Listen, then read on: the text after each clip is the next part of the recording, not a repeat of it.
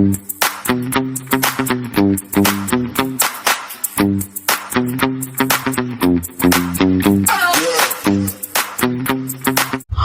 ரட்சகருமாகிய இயேசு கிறிஸ்துவின் நாமத்தினால் அந்த காலம் உங்களுடைய யாவருக்கு அன்பின் வாழ்த்துக்கள்.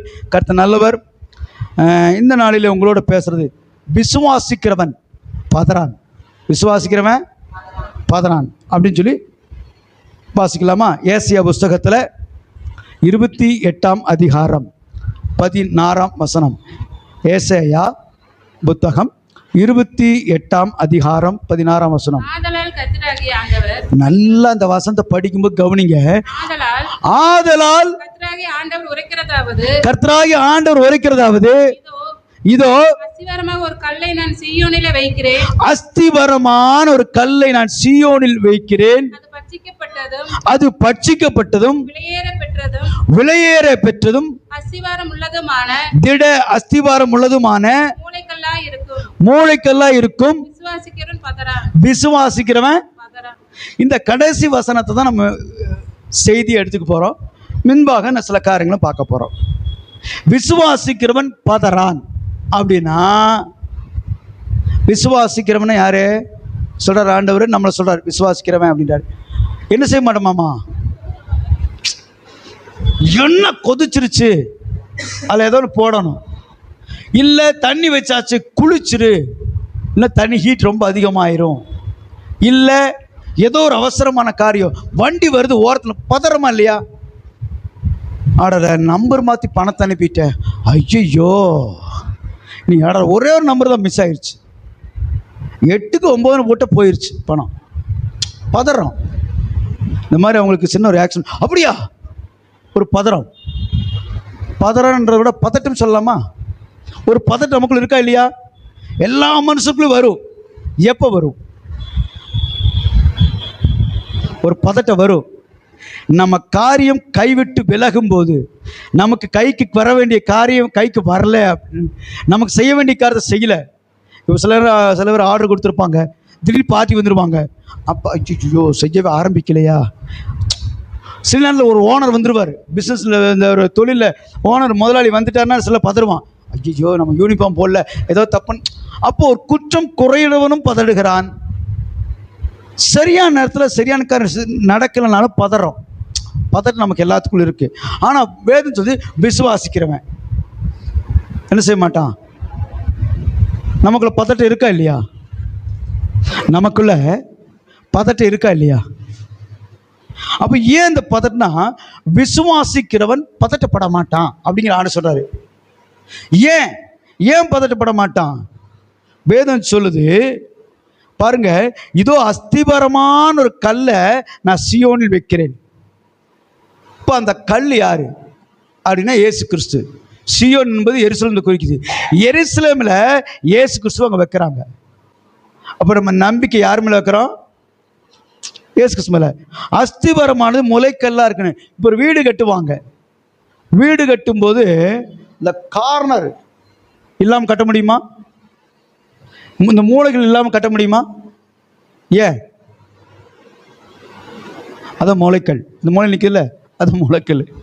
அது இல்லாமல் என்ன செய்ய முடியாது, கட்ட முடியாது. அதனால தான் முளைக்கல்லா இருக்கிற விசுவாசிக்கிறோம் பதற மாட்டான். அவன் நம்பிக்கை யார் மேலே வச்சுக்கிறான்னு சொல்லி. இதுக்கு இன்னொரு வசனம் கூட வாசிப்போம். 1 கொரிந்தியர் புஸ்தகத்தில் 3ஆம் அதிகாரம் 11ஆம் வசனம். 1 கொரிந்தியர் 3:11.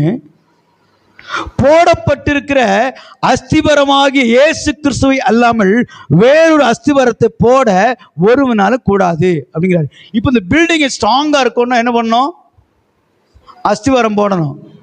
அப்போ கிறிஸ்தவ வாழ்க்கை பதட்டம் இல்லாம, தெளிவு அப்படி நடுக்கம் இல்லாம வாழ்க்கைய தைரியமா செய்யணும்னா நம்ம அஸ்திவாரம் யார் மேல இருக்கணும்?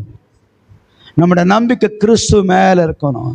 யாரெல்லாம் உலகத்துல நம்பிக்கை வைத்திருக்கிறார்களோ, இன்னைக்கு உதாரணம் சொன்னா, நான் அடிக்கடிக்கு பிரசங்க வேளையில சில நாட்கள் முன்பாக சொல்லியிருக்கேன். எனக்கு தொப்பல் கொடின்னு சொல்லி பேசியிருக்கிறேன் உங்கள்கிட்ட. தொப்பல் கொடினா ஒரு தாய்க்கும் மகனுக்கும் இருக்கிற ஒரு தொப்பல் கொடி, மகளுக்கு இருக்க தொப்பல் கொடி வந்து கர்ப்பமா இருக்கும்போது தொப்பல் கொடி மூலியமா தான் அந்த உணவெல்லாம் என்ன செய்யும், அந்த குழந்தைக்கு போகும். அந்த குழந்தை வெளியே வந்த உடனே ஃபர்ஸ்ட் என்னன்னுவாங்க, அந்த தொப்பல் கொடியை கட் பண்ணிடுவாங்க. ஏன்? அது வெளி உலகத்துக்கு வந்துருச்சு. வெளி உலகத்துக்கு வந்தோன்னே அந்த குழந்தை தானாக சுவாசிக்கணும், தானாக சாப்பிடணும், தானாக செயல்படணும். நீ கிறிஸ்துவுக்குள்ளாக உலகத்திலிருந்து இருக்கும்போது பிசாசு உனக்கு என்ன செஞ்சா? பீட் பண்ணிட்டு இருந்தான். இந்த பழக்கம் வச்சுக்கோ, இந்த கெட்ட பழக்கம் வச்சுக்கோ, அவன் கொடுத்துட்டே இருந்தான். நீ அந்த தொப்பல் கொடி, உலகத்துக்கு உனக்கு தொப்பல் கொடி துண்டுப்படுது, நீ சுவாசிக்கிற சுவாசம். அதனால தான் நல்லா மூச்சு இழுத்து விட்டா சூன் ஒரு எழுத்து விட்டிங்கன்னா சூன் தான் வரும், வேற எழுத்து வராது. அது இயேசு ஜீவ சுவாசத்தை அவன் ஆசீர்வதிச்சு ஊதினார் அப்படின்றக்காக சொல்லுவாங்க. சரி, இங்கே நம்ம சத்தியத்துக்கு வருவோம். இப்போ நம் நம்பிக்கை அஸ்திவாரம் இயேசு கிறிஸ்து தீர்க்கதரிசி என்கிற அது அப்போஸ்தலர் அஸ்திவாரம் தான். ஆனால் முளைக்கல் யாரு? அஸ்திவாரம். அவங்க அஸ்திவாரம் போடலாம், எல்லாம் காங்கிற வசனம்லாம் கேட்டு ஸ்டாண்ட் பண்ணலாம். ஆனால் முளைக்கல் மேலே இது கட்டின இந்த மூளைக்கல்லை போட்டதான் ஸ்டாண்டர்டாக நிற்க முடியும். அப்போ விசுவாசம் யார் மேலே இருக்கணும்? சில நேரம் விசுவாசம் எது மேலே வச்சுருப்போம்?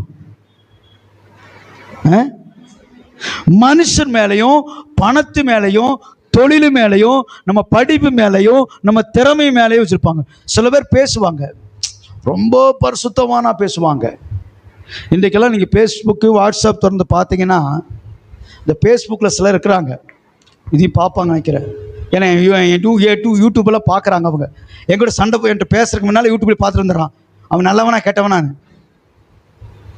ஏன்னா திட்டும்போது நல்லவனா இருந்துட்டான் பிரச்சனை பெருமைன்னு. சிலர் வேலை வெட்டி இல்லை, தொழில் இல்லை, அப்படி இல்லை. நான் அவன் ஃபோக்கஸ் பாஸ்டர்ஸ், காரில் போகிற பாஸ்ட்டு, நல்ல வசதியாக வாழ்கிற பாஸ்ட்டை ஃபோக்கஸ் பண்ணி பார்க்குறான். அவர் எப்படி இப்படி பணக்காரானாரு? ஏழைகளுக்கு கொடுக்குறாரா? அவர் எப்படி இருக்காரா? இவர் இப்படி இருக்காரான்னு. ஏண்டா உன் வீட்டை நீ கவனிக்காம வெளியே பார்த்துருந்தா வீட்டுக்குள்ளே பூனை பூந்து பாலை குடிச்சிட்டு போயிருந்தா ஆசீர்வாதத்தை தெரிய மாட்டுது. இதில் சில வழக்கறிஞர்கள்லாம் இருக்கிறாங்க, கேட்கட்டும், அவருக்கும் ஒன்றும் பிரச்சனை இல்லை. எல்லாரும் ஊழியம் தொழில் இல்லை, அது பிழைப்பு இல்லை. சுவிசேஷனா பிழைப்பு உண்டான்னு போட்டிருக்குது. ஆனால் என் விசுவாசம் உங்க மேல இல்லை. விசுவாச பிள்ளைங்க பணம் கொடுக்குறீங்க பாருங்க, உங்க மேல என் விசுவாசம் இருக்கக்கூடாது. என் விசுவாசம் கிறிஸ்து மேல இருக்கணும். நீங்க எனக்கு எஜமான் கிடையாது. என் எஜமான் யாரு? ஏசு கிறிஸ்து. அவர் பெரிய பணக்காரனா இருப்பார், அவனை கண்டுக்காதனா நான் கண்டுக்கூடாது. ஏழை இருப்பான், அவனை கண்டுக்கணும். இதுதான் என் வேலை. ஏன்னா அவருக்கு வேலைக்காரன்னா தொழில் தானே அர்த்தம். தொழிலாம் வேலைக்காரன் வர முடியுமா? முட்டா ஜனங்க சில பேர் ரொம்ப படிச்சு நாட்டம், லாபத்துக்கு ஆதாயத்துக்கு தொழில், இந்த மாதிரி நிறையா இருக்குங்க. அது மாதிரி அவனுக்கு பதட்டம் வருது. என்னன்னா அவன் நல்லா இருக்கிறான், நான் நல்லா இல்லை. விசுவாசத்தையும் நம்பிக்கை யார் மேல வைக்கிறான்? அவன் எப்படிக்கிறான் பாரு, அவனை பார்க்கறான். உண்மையில உனக்கு நம்பிக்கை வராத பட்சத்துல நீ மற்றவை சார்ந்து கொள்வாய். சொல்ற அர்த்தம் புரியுதா? நமக்கு பலம் இல்லை, தூக்குறதுக்கு உதவிக்கு யாராவது எதிர்பார்ப்போம், அப்படித்தானே? நமக்கு ஒரு காரியம் செய்ய முடியல, யாராவது ஹெல்ப் பண்ணுவாங்களான்னு பார்ப்போம், ரைட்? உண்மையா தப்பா? நமக்கு பொருளாதாரத்திலேயேப்பா பணம் இல்லை, ஒரு பிஸ்னஸ்க்கோ, ஒரு தொழிலுக்கோ, ஒரு குடும்பத்துக்கோ, ஒரு காரியத்துக்கோ பணம் பார்த்தோன்னா யாராச்சும் ஹெல்ப் கேட்கலாமா, அவங்க வாங்கி இதில் போட்டு ரொட்டேஷன் பண்ணலாமா நினைக்கிறோமா இல்லையா? அதை விட்டுருங்கிற. யாரோ கொடுத்து நீ டெவலப் ஆகிறது ஆண்டவர் விரும்புறதே கிடையாது. எவங்கிட்டையும் வாங்கி நீ டெவலப் ஆகிறது ஆண்டவர் விரும்ப கிடையாது. யாருக்கிட்ட வாங்கி நீ கடன் அடைக்கிறது விரும்புறது கிடையாது. நீ யாருக்கிட்டையாவது வாங்கி உன் பிரச்சனை சால்வ் பண்ண தேவன் விரும்புறதே கிடையாது. உனக்கு ஒரு பதட்டம், ஐயோ அந்த நேரம் ஆயிடுச்சா, காலம் ஆயிடுச்சா, கொடுக்கலாம், திட்டுவாங்க, பேசுவாங்க, ஏதாவது பண்ணணும், இல்லைன்னா காலம் போயிரு, வேலம் போயிரு, இதுதான் பதட்டம். ஆனால் விசுவாசிக்கிறவன் பயப்பட மாட்டான், ஆண்டவர் பார்த்துக்குவார். பேதுரு ஆண்டவர் தண்ணி மேல் நடந்து வராரு. ஆண்டவர் நீரானாள், நான் நடந்து வரேன், எனக்கு பாப்பான்ட்டார். அவன் நடந்து போனான்னு போட்டிருக்குது.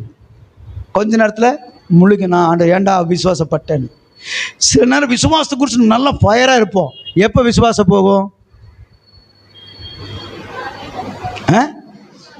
ஆடி மாதத்தில் போயிருமா? காரியம் நடக்காது போதா? நான் கூட சில விசுவாசம் சொல்லுவாங்க, ஆடி மாதங்க தொழில் இல்லை. ஆடி மாதம் அடுத்தவனுக்கு, படைச்ச பிள்ளைகளுக்கு இல்லை. எல்லா நாளும் நல்ல நாள். ஆமென். யாருக்கு கெட்ட நாள் உண்டாக்கி வச்சிருக்காராம்? துன்மார்க்கனுக்கு தீங்கு நாளை உண்டாக்கி வச்சிருக்கிறாரு. அப்போ நீதிமானுக்கு எல்லா நாளும் இதில் நாள் பார்க்கறது. எனக்கு பிரியமானவர்களே, ஏன் நம்ம நாள் பார்க்குறோம்? ஏன் பிரச்சனைனா, நமக்கு நாமே சில காரணங்களை சொல்லி ஆறுதல் படுத்திக்குவோம், தேற்றிக்கொள்வோம். தேவன் அதை அந்த நோ காம்ப்ரமைஸ், அது காம்ப்ரமைஸ் விரும்புறதே இல்லை, அந்த சமாதானம் விரும்புறதே கிடையாது. பாஸ்ட் என்ன நினச்சிக்குவாரு? ஒரு பதட்டம். இதை சொல்லுவோமா? இதை சொன்ன சமாதானமாயிருவாரா? சில நேரத்தில் நான் நிறைய பேசுவேன். உடனே அவங்க தங்களை தப்பிக்க வைக்கிறதுக்கு சில காரியம் சொல்லுவாங்க. எனக்கு உள்ளத்தில் சிரிப்பாக இருக்கும். அவங்க சப்ப கட்டுறதான் கட்டுறாங்க, எனக்கு தெரியும். நீ கடவுளுக்கு பயப்படுறியா, மனுஷன் பயப்படுறியா? நீ உள்ளதை உள்ளதென்றும் இல்லது இல்லதுன்னு சொன்னதுக்கு மிஞ்சுறது ஒன்றுமே கிடையாது. இதெல்லாம் பிரசங்க கேட்குறோம், செயல்படுத்துகிறோமா? சும்மா பிரசங்க கேட்கறக்கு அழகாக இருக்கு. எங்கள் பாஸ்ட் அழகாக பிரசங்கம் பண்ணுவார், அப்புறம் நானும் அழகாக கேட்பேன், அப்புறம் அழகாக நடக்க மாட்டேன். உண்மையா இல்லையா? நம்முடைய வாழ்க்கையில பதறக்கு நம்முடைய நம்பிக்கை கண்மலையாக கிறிஸ்து மேல் வைத்திருப்போமானா நம்ம எதை குறித்து பயப்பட மாட்டோம், யாருக்கும் பயப்பட மாட்டோம். தப்புனா தப்பு, சரினா சரி, கரெக்ட்னா கரெக்ட். நான் சில நாட்களுக்கு முன்பாக எல்லாத்தையும் அனுசரிக்கணுமே சொல்லி எல்லாத்தையும் அப்படியே முட்டு கொடுத்துட்டே போனேன்.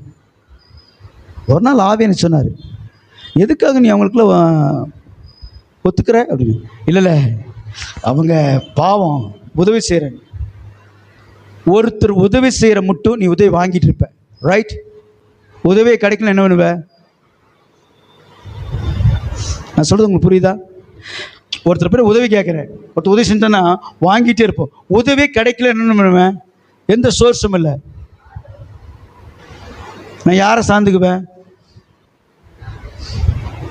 ஒரு நாள் எனக்கு தெரிஞ்ச சகோதரர், அவர் ஒரு திராவிட கழகத்தை சேர்ந்தவர், கடவுள் மறுப்பாளர். அப்போ அவர் எந்த சாமியும் வணங்க மாட்டார், எந்த சாமியும் ஏற்றுக்கொள்ள மாட்டார். அவர் ரோட்டில் போயிட்டு இருக்கும்போது குறுக்கால ஒரு லாரி நல்ல வேகத்தில் வந்து பக்கத்தில் பிரேக் போட்டான். அவர் ஐயோ கடவுளே அப்படின்னு கத்துறாரு.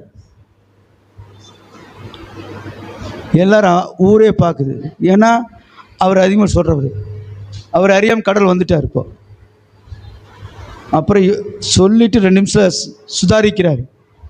ஐயோ அப்படின்னு. அப்புறம் ஆள் கேட்டார், என்னையா கடவுள் மறுப்பாளரே, நீ கடவுளை கூப்பிட்டாரு. சொல்லி பார்த்தேன், கடவுள் வந்து நிறுத்தி வைக்கிறாரு. நான் பார்த்தேன், யாரோ கடவுளுங்கிற மனுஷன் அவன் பிரேக் போட வச்சிட்டான். அவன் தான் கடவுள், பிரேக் போடாம அவன் தான் கடவுளுங்கிறான். பக்கத்தில் நான் நின்று இருந்தேன். இல்லைங்க அவன் உங்களுக்கு ஏமா அப்படின்னு என்ன வைக்குன்னு பார்த்தார். என்னையா இப்படி சொல்கிறீங்க அப்படின்னு. நல்லா பேசுவார். ஏமான்னு சொல்கிறீங்க, ஏமா பயமுறுத்திட்டு போயிருக்கிறான். உன்னை கடவுள் இல்லையா இருக்க பார்க்கறக்கு, நீ வாய்த்தது கடவுள் சொல்லிட்டேன், அதனால அவன் பேசாமல் போயிட்டான் அப்படின்னு எல்லாரும் சிரித்தாங்க. அவர் வெக்கமாயிடுச்சு. நான் அவரை அவமானப்படுத்த பேசலை. நம்ம யாரையுமே அற்பமாக என்ன வேண்டாம், ஏன்னா ஒவ்வொரு மனுஷனுக்குள்ளும் கடவுள் இருக்கிறார். ஆனால் நம்பிக்கை கடவுள் மேல் வைக்கிறார்களா என்பதை குறித்து தான் உங்களோட பேச விரும்புகிறேன்.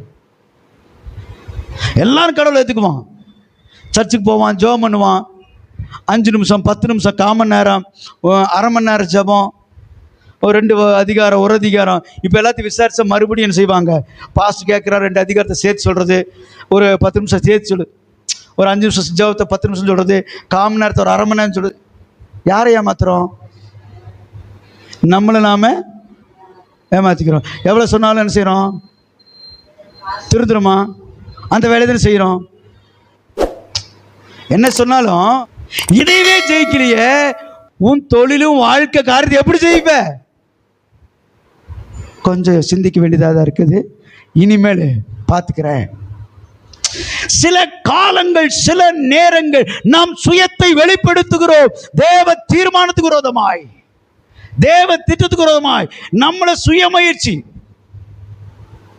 ஆனா வேதம் திட்டம் தெளிவமா சொல்லுது, நீ பதறாம வாழ்க்கை அழுங்காம குலுங்காம அப்படி நேர்த்தியா போகணும்னா